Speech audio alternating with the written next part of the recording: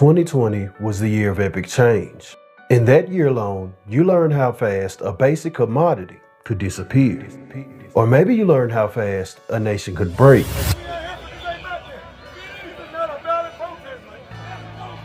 For the dark time it was, we seem to forget what we survived. And I'm not talking about physically.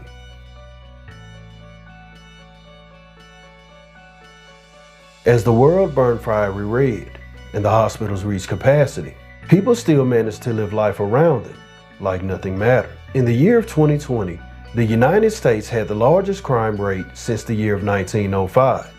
In the state of Kentucky alone, it rose 61%. And one of those victims was a 21-year-old woman who met unfortunate circumstances. This is the story of Antonia Lucas.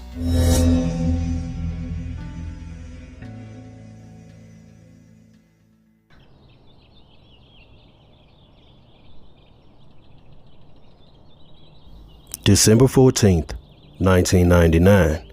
The world would make way for Antonia Lucas. Antonia would be raised in the Louisville, Kentucky area by her mother, a hardworking mother. In her younger years, she's known as the charismatic, bright smiling bundle of joy.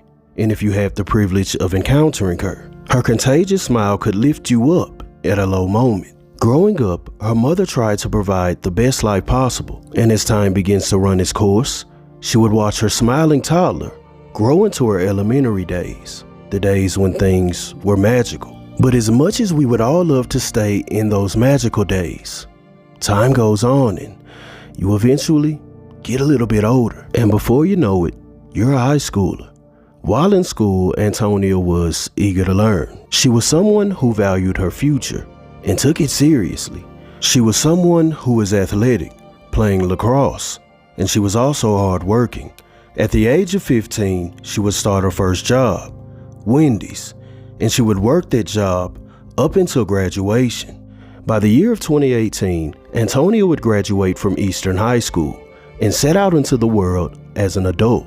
By the year of 2020, Antonia would be 21 years old. She was actively a student at the University of Louisville.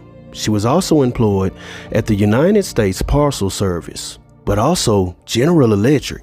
But if going to college and juggling two jobs wasn't enough, she was also the proud owner of her own business. Antonia was someone with a keen eye for decorations, so she decided to open up a business called Twisted Balloons. Whether it be a birthday, or maybe a baby reveal, or even a wedding, she was there to provide a service, and she was great at it. By the end of 2020, life was great for Antonia.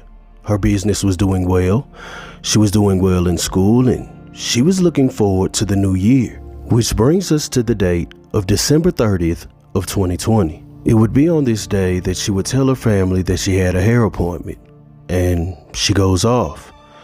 But afterwards, the family doesn't hear from her. There would be repeated attempts to reach her, but there was no answer. It is now the early morning hours of December 31st of 2020, New Year's Eve. The family is now worrying.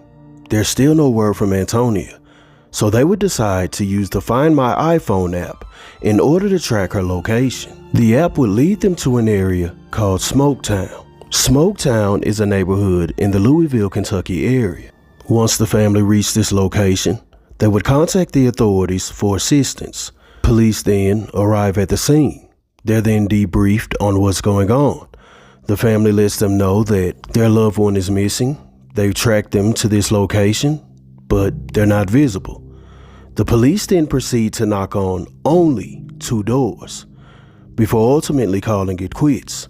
That's when the family decides to form their own search party and search themselves. While searching, a few people from the neighborhood would come out and they were curious as to what they were looking for. It would be at this moment that one of the people who lived there would notice that there was a vehicle outside of her home, a car that she didn't own and had never seen before. Antonia's brother then decides to look inside of the vehicle, and while peering through the window, he would notice the bodies of 2 people. The authorities have now been contacted, and they arrive at the 700 block of Lampton Street. They would arrive to the scene, tape it off, and begin analyzing it. Upon looking inside of the vehicle, they knew that they had 2 victims, one male and one female.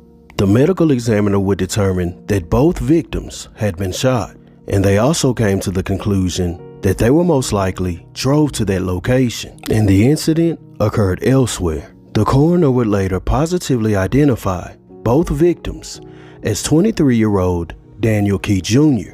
and 21-year-old Antonia Lucas. An autopsy would conclude that Antonia Lucas suffered a gunshot wound to the head region, while Daniel Key Jr. suffered the same fate. In light of the tragedy, seasoned detective Christopher Columbi would be assigned to the case. And like any seasoned detective, he would start with the family and try and make the connection between Antonia and Daniel Key Jr. But when the family was questioned, they had no idea who Daniel was. They had never seen him. They would also ask if anyone was out to harm Antonia, but the answer was no. Antonia was loved by any and everyone who had the privilege of encountering her. So in light of her passing, the thought of someone being this upset at Antonia was far-fetched. They believed that Antonia simply got in the car with the wrong person. That wrong person being Daniel Key Jr. Daniel was someone who was no stranger to the authorities. I mean, this guy had his fair share of run-ins. The most substantial run-in would be back in 2015. Daniel Key Jr. was 17 years old and he left his firearm laying on the couch. His 4-year-old sister got a hold of it and the weapon discharged. 4-year-old Elani Price would be rushed to the nearest hospital, but she would ultimately succumb to her injury and she would be pronounced deceased. The authorities would come to the conclusion that the firearm did in fact belong to her brother, Daniel. But although they know it did belong to him, they were having trouble proving it. So while they're building a case, he's basically a free man. While he's free, he's selling drugs and he gets into a deal going bad. He's then shot and ends up in the hospital. Luckily in this situation, he survives the altercation. But by the time he leaves the hospital, the county has now actively filed charges, so he's immediately taken into custody. He's charged as an adult, so he's now behind bars, and he would remain there for quite a period of time before his case finally went to trial in 2020. At first, the prosecution team was seeking manslaughter charges, but they quickly realized that just wasn't going to stick, so they offered him a plea deal of reckless homicide, in which he'll serve 3 years. He agrees to this plea deal, and with time served, he's released in no time. So Daniel has spent from the year of 2016 to mid-2020 incarcerated. He's now served his time and he's back out on the streets. But shortly after getting released, he's now murdered. The authorities are now faced with so many scenarios. Was it his past coming back to haunt him? Or was he in another deal gone bad? At this point, no one knows. But the family was seeking answers. But little did the family know, they wouldn't get those answers anytime soon. First off, the lead detective on the case, Christopher Columbi, he actually gets fired while investigating this case. The reason for his job letting him go? Well, Christopher Columbi threatened to murder his co-workers. That's right, the lead investigator on a homicide case threatened to pull a homicide himself. And unbeknownst to the family, when Christopher was fired, no one knew was assigned the case. A month would pass, and then 2 months, and then 3 months. After 3 months and pressure being applied, they finally give the case to another detective, and they begin working it, but the case still goes nowhere. And before you know it, a year's gone by, and there was still no justice for the victims. This is not the way her story was supposed to end. Antonia Lucas's family say the 21-year-old's future was bright. The U of L college student worked 2 jobs and owned her own business called Twisted Balloons. It's why they say her death still doesn't make sense. For the callous person that did this, I only ask God to have mercy on you and your family. With no leads from police and questions that can't get answered, they're using this moment to remember and honor her life. She's just going to be missed. I mean, every time she walked in a room, you would feel her presence. It's just that spirit, just a happy spirit. A vibrant soul, they say, with untapped potential that was taken from them too soon. She was a young lady of beauty, destined for greatness. A beauty that made everybody smile. Shaquille Lord, WOKY News. It would ultimately take the authorities 19 months to solve this case. After a laborious investigation, they would announce charges on 24-year-old Milan Harris. But as they say, justice is a slow-turning wheel, and this case would prove their statement, because it would take 3 years before Milan Harris ever saw a courtroom. Milan Harris would have his day in court, and the prosecution would get up to make their opening statements. The prosecution alleges that on December 30th of 2020, Milan Harris got into an argument with his baby mother. This argument occurred because she wasn't allowing him to see his son. In a fit of rage, Milan then takes his weapon and he fires at her car. The police are alerted about this altercation, but by the time they show up, he's not on the scene. But they do find shell casings, so they bag and tag them and log them into evidence. Ballistics show that the weapon that Milan Harris used to fire at his baby mother's car was also the same weapon that claimed the lives of Antonia and Daniel. The defense then gets up and makes their opening statements, but that's as far as it gets. The judge realizes he's made a mistake. During the arraignment of Milan Harris, he was denied a witness that the judge now sees was very important. If you're not familiar with what arraignment is, it's the day you show up and plead either guilty or not guilty. Milan Harris's attorney also used this day to make a request. 24-year-old Milan Harris would show up to his arraignment with his public defender, and while in arraignment, they would request a special witness. Because Milan Harris couldn't afford his own attorney, they had to rely on the state to pay for an expert witness. The expert witness was an expert on shell casings. The defense tells the judge that he needs this expert so he can argue his case, but the judge denies his motion. And then it becomes clear that one of the main pieces of evidence in this trial is a shell casing. The judge then says that he didn't realize that the shell casing was that important, and if he did, he wouldn't have denied the defense the expert witness. The judge then says that he's thinking about declaring a mistrial, but both the prosecution and the defense team didn't want that. They wanted to take it to trial. The defense was basically saying, hey, pay for the star witness and we're good to go. But by the time they reach out again, the star witness is no longer available. So the judge ultimately declares a mistrial. But the prosecution isn't giving up. They're going to try him again. He's currently behind bars, awaiting his due process.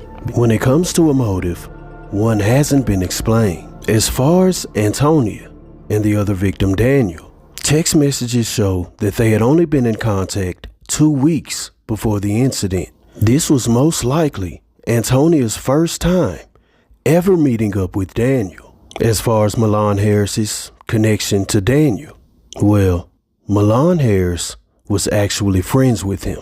That's right, Milan Harris took out his own friend. Allegedly, Antonia Lucas was just at the wrong place at the wrong time.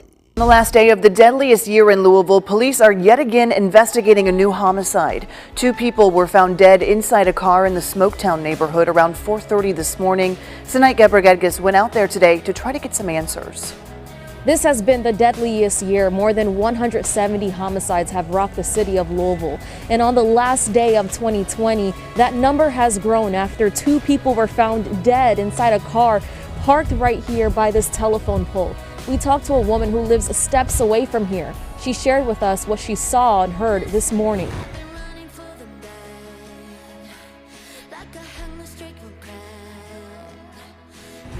I just woke up to the sound of screaming. Tiffany didn't want to show her face on camera, but she talked to us about what unfolded at 4:30 on the morning of New Year's Eve that forced her to jump out of bed. Clearly the family was upset. They'd been looking for this female, and they didn't know the person that she was with.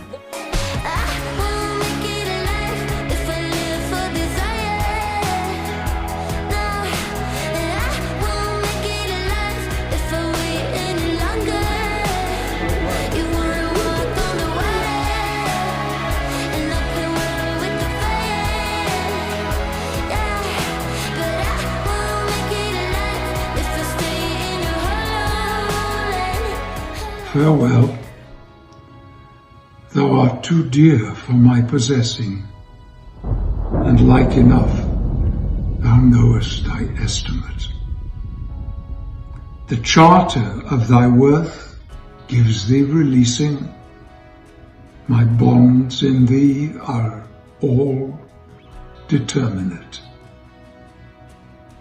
For how do I hold thee but by thy granting?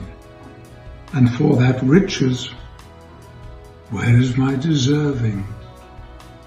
The cause of this fair gift in me is wanting. We need all hands on deck.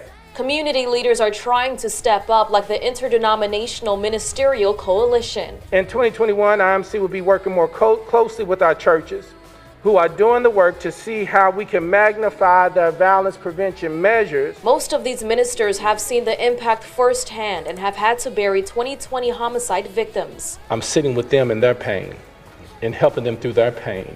It has a ripple effect that doesn't just affect the immediate family, but affects all of us. We can't ignore this because it affects us one way or another. For WHES 11 News, I'm Sanait Gabriel.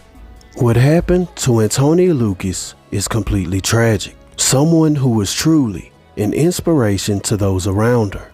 Rest in peace, Antonia Lucas. Thank you for being a light for others. I truly hope your family receives the justice that they deserve.